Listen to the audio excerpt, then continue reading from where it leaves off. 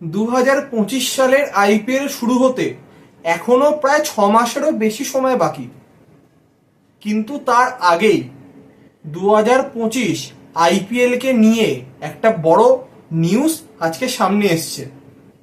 সেটা হচ্ছে কেকেআর সম্ভবত শ্রেয়াস আইয়ারকে ট্রেডিং করতে চাইছে সূর্যকুমার যাদবের এগেনস্টে। 2025 সালে কেকেআর ম্যানেজমেন্ট সূর্যকুমার যাদবকে চাইছে যাতে সূর্যকুমার যাদব কেকেআর জয়েন করে অ্যাজ আ ক্যাপ্টেন, এবং যাতে 2025-এ আইপিএলে কেকেআরকে লিড করতে পারে সূর্যকুমার যাদব, এবং তার এগেনস্টে কেকেআর রাজি শ্রেয়াস আইয়ারকে ছেড়ে দিতে। তো এই নিউজটাই সামাজিক মাধ্যমে আজ সকাল থেকে ভাইরাল হয়েছে। তো এই নিউজটি কতটা সত্যি বা কি তার এখনো কোনো 100% কনফার্মেশন পাওয়া যায়নি, কিন্তু যদি এই বিষয়টি সত্যি হয় তাহলে কিন্তু একটা অনেক বড় সিদ্ধান্ত।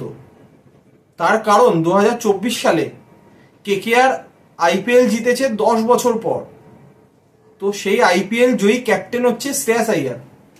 তো তাকে ছেড়ে দেয়া এটা কি সঠিক সিদ্ধান্ত?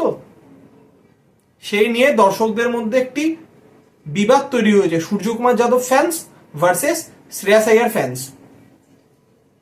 তো যেমনটা নিউজে বলা হচ্ছে যে কেকেআর শ্রেয়াস আইয়ারকে ছাড়ছে তার লিডারশিপ কোয়ালিটির জন্য নয়, লিডারশিপ কোয়ালিটি তার অনেকটাই বেটার, কিন্তু টি-20 ফরম্যাটে তার যে ব্যাটিং স্টাইল সেটা কোনো অংশে কেকেআর ম্যানেজমেন্টের পছন্দ হচ্ছে না, এই বছরেও হয়নি।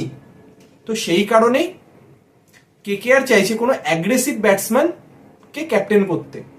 তো তার জন্যই তারা প্রাক্তন কেকেআর ব্যাটসম্যান সূর্যকুমার যাদবকে চাইছে, যিনি আগে কেকেআরে খেলেছেন, তারপর তিনি মুম্বাই ইন্ডিয়ান্সে গেছেন। তো এই ডিলটা কেকেআর করতে চাইছে মুম্বাই ইন্ডিয়ান্সের সাথে, যাতে তারা সূর্যকুমার যাদবকে, যিনি বর্তমান ইন্ডিয়ান টিমের টি-20 ক্যাপ্টেন, তাকে নিজের দলে নিতে এবং পরিবর্তে শ্রেয়াস আইয়ারকে ছেড়ে দিতে। তো এই যে শ্রেয়াস আইয়ারকে ছেড়ে দেয়া বা সূর্যকুমার যাদবকে দলে নেয়া, এই সিদ্ধান্তটি কি কতটা ঠিক? তো এই বিষয়ে আপনাদের কি মতামত তো অতি অবশ্যই জানাবেন, কারণ শ্রেয়াস আইয়ার এই বছরেই নিজের ক্যাপ্টেন্সিতে দুর্দান্ত ক্যাপ্টেন্সি করেছেন তিনি এবং কেকেআরকে আইপিএল জিতিয়েছেন। তো তাকে কি ছেড়ে দেওয়াটা কি ঠিক সিদ্ধান্ত? আবার উল্টো দিকে সূর্যকুমার যাদব ওয়ার্ল্ড কাপ ফাইনালে দুর্দান্ত একটি ক্যাচ নিয়েছেন এবং তারপর তিনি পার্মানেন্টলি টি-20 ক্যাপ্টেন হয়েছেন টিম ইন্ডিয়ার।